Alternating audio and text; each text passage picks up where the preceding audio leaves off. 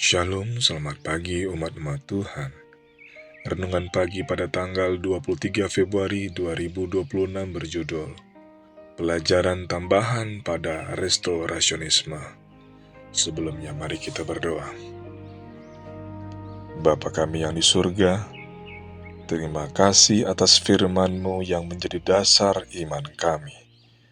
Ajarkan kami untuk selalu kembali kepada Alkitab sebagai pedoman hidup.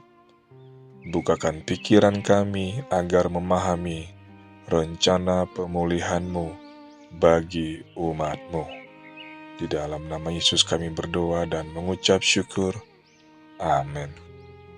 Yang menjadi ayat renungan terdapat dalam Yesaya 58 ayat 12. Engkau akan membangun reruntuhan yang sudah berabad-abad dan akan memperbaiki dasar yang diletakkan oleh banyak keturunan.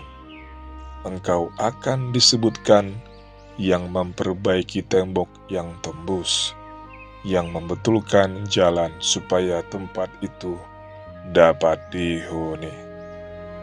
Berkembang secara mandiri di beberapa bagian Amerika Serikat sekitar tahun 1800,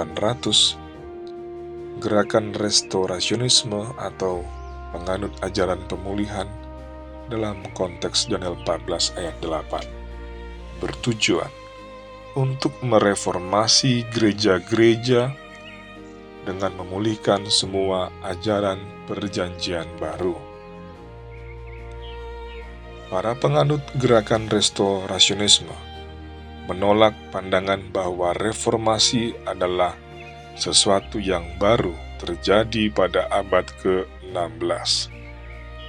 Sebaliknya, reformasi dimulai saat itu dan terus berlanjut hingga sisa-sisa terakhir dari tradisi itu hilang, dan ajaran Alkitab tertanam kuat di gereja. Tugas gerakan restorasionisme adalah untuk menyelesaikan reformasi yang belum selesai. Para penganut restorasionisme menganut pandangan radikal tentang sola scriptura, atau hanya Alkitab satu-satunya sumber otoritas.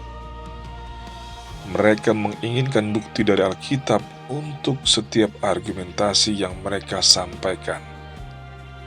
Kitab suci harus menjadi satu-satunya landasan bagi iman dan praktik mereka. Gerakan ini juga anti keyakinan lain.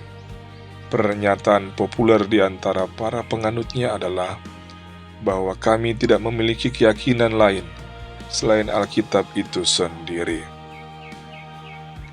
Semangat gerakan restorasionisme menjadi landasan bagi sebagian besar agenda teologis bagi mayoritas penganut ajaran Protestan Amerika pada awal abad ke-19. Gerakan ini mendorong sikap kembali kepada Alkitab yang merasuki mentalitas orang-orang Protestan Amerika pada masa itu. Salah satu cabang gerakan restorasionisme, yaitu Christian Connection, memiliki arti penting khusus bagi umat gereja Masih Advent hari ke-7.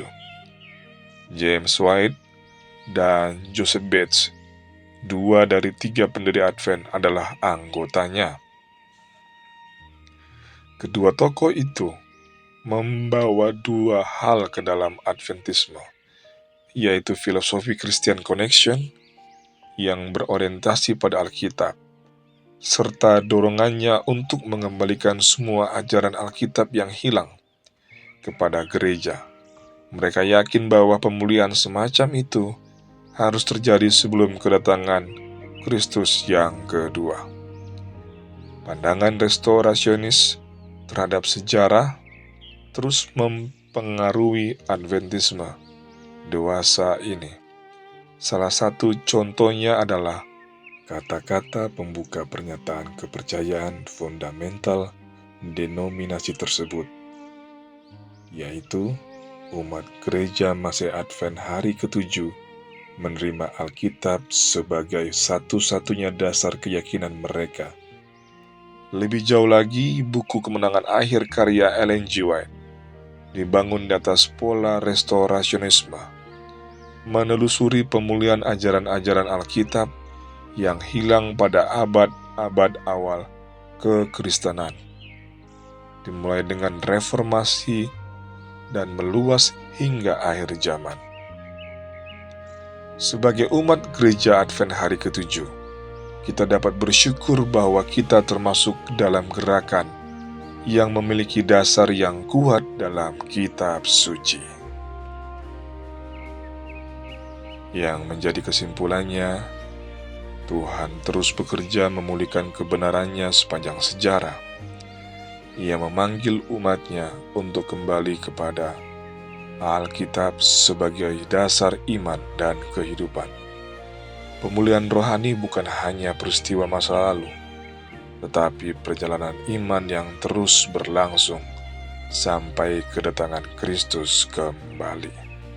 Demikianlah firman Tuhan pada pagi hari ini. Mari kita berdoa. Bapa yang di surga, tolonglah kami tetap setia kepada firman-Mu. Jadikan kami umat yang hidup berdasarkan Alkitab dan rindu akan pemulihan rohani setiap hari. Pakailah hidup kami untuk membangun kembali iman yang teguh dan memuliakan nama-Mu. Dalam nama Yesus kami berdoa dan mengucap syukur. Amin. Kiranya dengan tangan Tuhan yang tidak kelihatan itu memberkati kita semua di sepanjang hari bekerja dan berusaha kita. Amin.